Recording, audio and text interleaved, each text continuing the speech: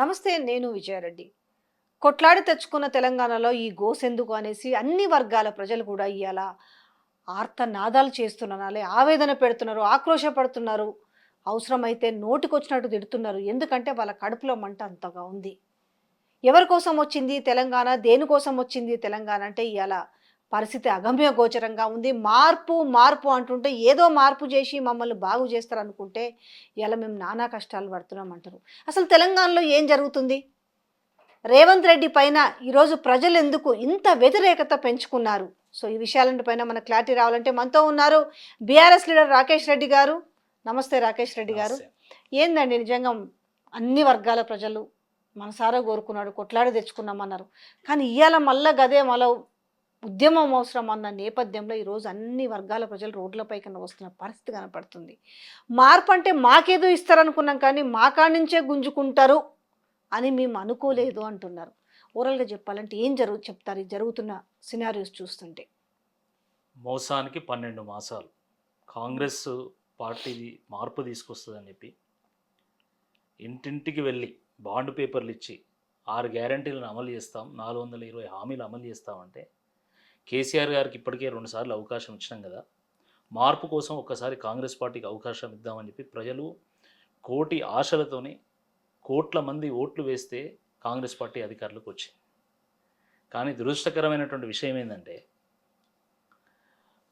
వాళ్ళ పరిపాలన ప్రారంభమైన దగ్గర నుండి అన్ని మోసాలే. అది 6 గ్యారంటీల విషయంలో కానీ, 420 హామీల విషయంలో కానీ, లేకపోతే హైడ్రా విషయంలో కానీ, మూసీ విషయంలో కానీ, లగ్చర్ల విషయంలో కానీ, గురుకులాల విషయంలో కానీ, గ్రూప్స్ విషయంలో కానీ, జియో 46 విషయంలో కానీ అన్ని మోసాలే జరుగుతున్నాయి. అందుకే నేను అంటున్నా మోసానికి 12 మాసాలైనాయి. ఇదేదో పెద్ద ఘనకార్యం సాధించినట్టు మళ్ళీ ఈయన విజయోత్సవాలు నిర్వహిస్తూ ఉన్నారు. వాస్తవానికి నిర్వహించాల్సింది విజయోత్సవాలు కాదు, వైఫల్యోత్సవాలు, వంచనోత్సవాలు, విధ్వంసోత్సవాలు నిర్వహించాలి. ఎందుకంటే ఈ 12 నెలలు రాష్ట్రంలో వరుస వైఫల్యాలతో రాష్ట్రం ఆగమాగం, 6 గ్యారంటీలకు ఎగనామం, ప్రజలకు పంగనామం. ఇది కాంగ్రెస్ పార్టీ విధానం అన్న చందంగా పరిపాలన చేసింది. పరిపాలన ఎక్కడ ఉందండి? అసలు పరిపాలన ఎక్కడ ఉందా? పరిపాలన 12 నెలలు కూడా కాలే. ఎగ్జాక్ట్లీ 48 వారాల్లో 48 మంది చిన్నారు గురుకులాల్లో చనిపోయడం జరిగింది. కొంతమంది ఆత్మహత్య చేసుకుంటే, కొంతమంది విషపు ఆహారం తిని చనిపోతూ ఉన్నారు. ప్రతిరోజు ఏదో ఒక గురుకులం నుండి పిల్లలు ప్రభుత్వ ఆసుపత్రిలో చేరుతున్నటువంటి సన్నివేశాలను మనం చూస్తాం. ఎందుకు వస్తుంది ఈ పరిస్థితి? కారణం ఏంది? మళ్ళీ ఇప్పుడు రీసెంట్గా మొన్న జరిగింది, మళ్ళీ ఈరోజు ఫుడ్ పాయిజన్ అయింది అనేసి మళ్ళీ నారాయణపేట, అదే మొన్న స్కూల్లో జరిగింది, ఈరోజు కూడా జరిగింది. అంటే పేదలంటే నిర్లక్ష్యం అండి. ఇప్పుడు వాళ్ళ పిల్లలు కనుక ప్రభుత్వ పాఠశాలల్లో కానీ గురుకులాల్లో కానీ చదివితే ఈ రకంగా మీరు చూస్తూ ఊరుకుంటారా? ఒకరు కాదు, ఇద్దరు కాదు, ముగ్గురు కాదు, 48 మంది నిన్న శైలజాతో కూడితే మొత్తము 48 మంది చనిపోయారు. సుమారుగా 800 ఇన్సిడెంట్స్ జరిగినాయి. 800 ఇన్సిడెంట్స్ జరిగినాయి. 800 మంది అస్వస్థకు గురయ్యారు. దాంట్లో 48 మంది చనిపోయినారు. ఎవరు పట్టించుకోరంటే పేదలంటే నిర్లక్ష్యమే కదా. ఎవరో బడుగు బలహీన వర్గాలకు సంబంధించిన వాళ్ళు, ఎస్సీ వాళ్ళు, ఎస్టీ వాళ్ళు అక్కడ చదువుతారు, వాళ్ళకి ఇంకా వేరే మార్గం లేదు కాబట్టి వాళ్ళ నిస్సహాయతను ఇష్యూస్ బేస్ అవుతుంటే ఆనాడు మాట్లాడిన మహిళలు పాపం సీతక్క అయితే పాపం అందరిని చూసుకొని పోయి పిల్లల్ని కావచ్చు, వాళ్ళని కావచ్చు, పేద పిల్లల్ని అక్కున చేర్చుకున్న వైనం ఈరోజు కనీసం ఆ శైలజ అనే పాప చనిపోతే వీళ్ళు ఢిల్లీకి పెళ్ళికి పోయారు కానీ కనీసం. నేను అదే అడుగుతున్నా, కొండా సురేఖ గారు లేదా సీతక్క గారు వారు వాళ్ళు మంత్రులే.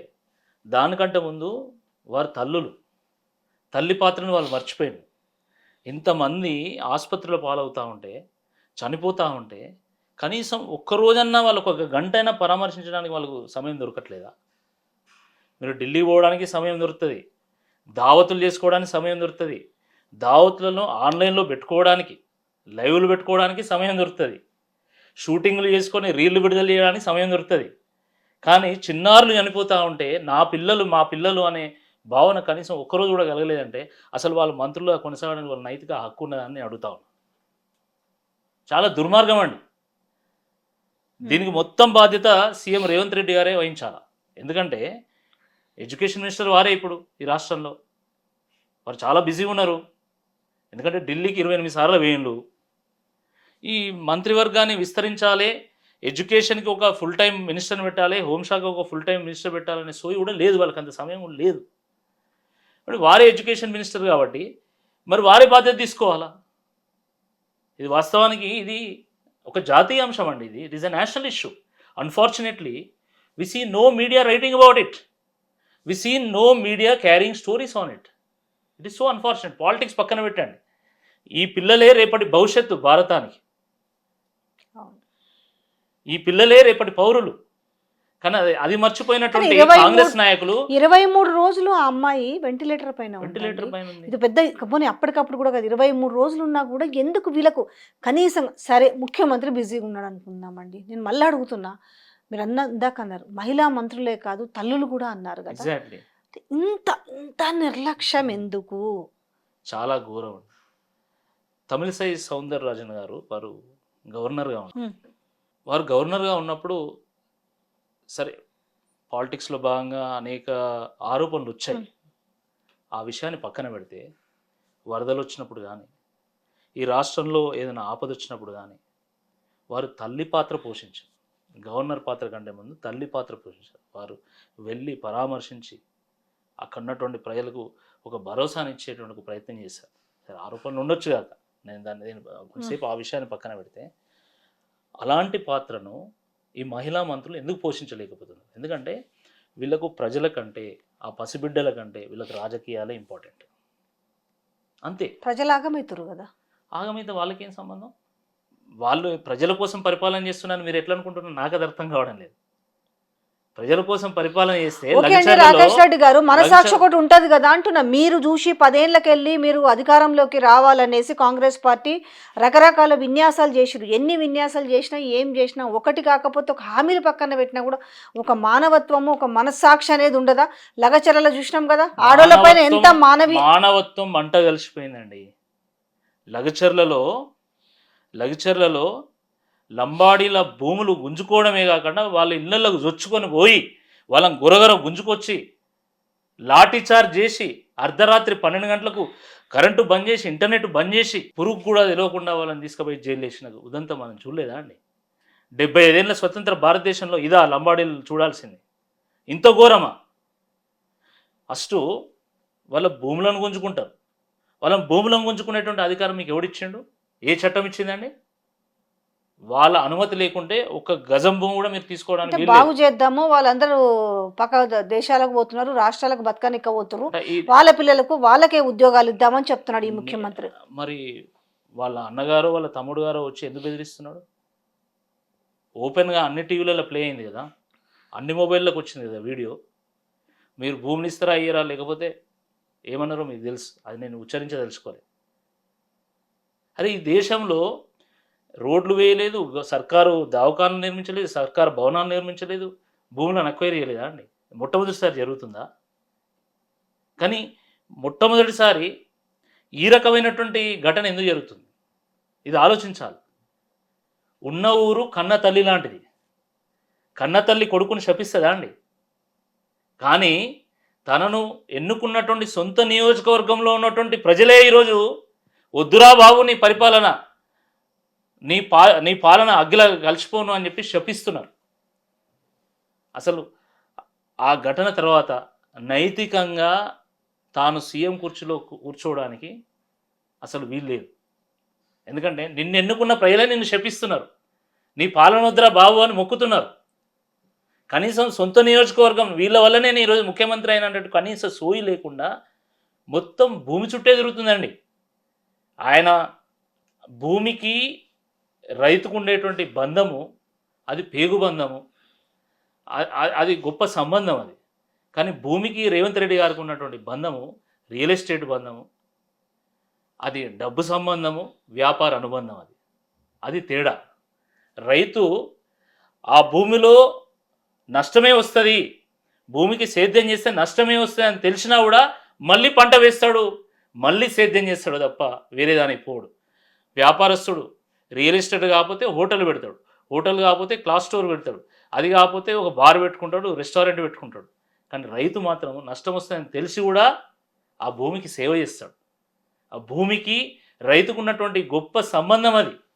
దాన్ని మర్చిపోయినటువంటి ముఖ్యమంత్రి గారు వచ్చిన దగ్గర నుండి అదే పని అండి. ఇక వచ్చిన దగ్గర నుంచి భూముల మీదనే పడ్డాడు. వచ్చుడే హైడ్రాని భూములను మొత్తం కూల్చుడు, భూములు గుంజుకునేటువంటి ఒక ప్రయత్నం. దాని తర్వాత మూసీ ప్రక్షాళన అని చెప్పి అక్కడ కూల్చుడు, మళ్ళీ భూములు ఉంచుకునేటువంటి ఒక ప్రయత్నం. దాని తర్వాత 4th సిటీ ఫ్యూచర్ సిటీ అని చెప్పేసి అక్కడ కూడా ఫార్మా సిటీ పేరు మీద తీసుకున్నటువంటి భూములను గుంజుకునేటువంటి ప్రయత్నం. మళ్ళీ లగచర్లలో కూడా భూములను గుంజుకునేటువంటి ఒక ప్రయత్నం చేస్తూ ఉంటాడు. భూమి చుట్టే తిరుగుతుంది, మొత్తం భూమి చుట్టే. ఫ్యూచర్ అదే, ఆయన ఫ్యూచర్ అదే అదే అనిపిస్తుంది. కానీ దురదృష్టకరమైనటువంటి విషయం ఏంటంటే ఆయన రైతని చెప్తాడు, వ్యవసాయాన్ని నాశనం చేశాడు. ఆయన నేను రియల్ ఎస్టేట్ వ్యాపారం చేసిన అని చెప్పాడు, రియల్ ఎస్టేట్ని కూడా నాశనం చేశాడు. ఎందుకు అట్లా చెప్తారు? మీరు మంచిగా రాయించుకుంటున్నారు కదా వాళ్ళు. అసలు అరే రియల్ ఎస్టేట్ అద్భుతంగా ఉంది. రెండోది మీరు ఎందుకు చేసుకుంటున్నారు వీళ్ళు వారు ఏమంటారు అవి సక్సెస్ఫుల్ ఏమంటారు, విజయోత్సవాలు. మాకు ఆ మాట కూడా వస్తలేదు కదా. విజయోత్సవాలలో ఏం చెప్పుకుంటారు తెలుసా? 52,000 ఉద్యోగాలు ఇచ్చారు అంటే సంవత్సరం అయిందా కాలే ఇంకా. మంది పెళ్లికి మంగళహారతి పట్టమంటే ఫస్ట్ ఉంటాడు రేవంత్ రెడ్డి గారు. ఫస్ట్ అరే ఇచ్చిన నోటిఫికేషన్లు ఏంది, నువ్వు తీసుకొచ్చిన ఉద్యోగాలు ఏంది, నువ్వు చెప్తున్నది ఏంది? ఒక్క నోటిఫికేషన్ ఇచ్చిందండి రేవంత్ రెడ్డి గారి ప్రభుత్వం. ఆ నోటిఫికేషన్ ఇప్పటివరకు పరీక్ష కూడా నిర్వహించలే. ఈరోజు 35,000 ఉద్యోగాలు ఈ 12 నెలల్లో వచ్చినాయి అంటే అది కేసీఆర్ గారు నోటిఫికేషన్లు వేయడం వల్ల, వాళ్ళు పరీక్షలు నిర్వహించడం వల్ల, వాళ్ళు రిజల్ట్స్ ఇవ్వడం వల్ల వచ్చినాయి. అది జనాలకు కూడా తెలుసు, అయినా చెప్పుకుంటున్నాడు కదా. ఇక నరం లేని నాలుకే ఏదైనా మాట్లాడుతుందండి.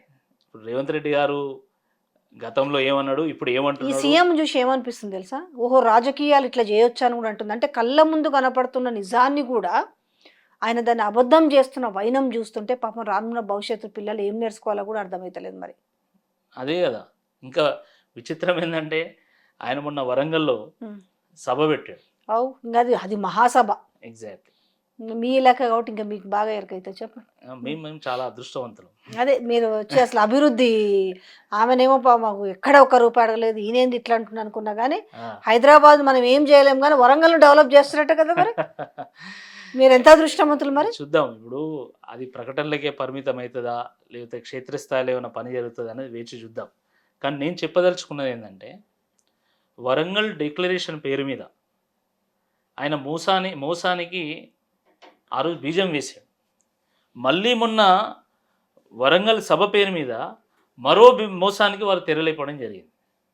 కాళోజీ కళాక్షేత్రాన్ని ఓపెన్ చేయడానికి వచ్చినటువంటి ముఖ్యమంత్రి ఎంత అద్భుతంగా ఒక కాళోజీ గురించి, మన తెలంగాణ సంస్కృతి, మన తెలంగాణ సాంప్రదాయాలు, మన కవులు, మన కళాకారుల గురించి ఎంత అద్భుతంగా మాట్లాడి ఒక స్ఫూర్తిని నింపాలా. అవన్నీ తెలవాలి కదా ఫస్ట్. అదే ఇప్పుడు అదే ఉన్నట్టుంది. రేవంత్ రెడ్డి గారు అంటే ఓన్లీ పరుష పదజాలంతో కేసీఆర్ను, కేటీఆర్ని తిట్టడం, హరీష్ రావుని తిట్టడం.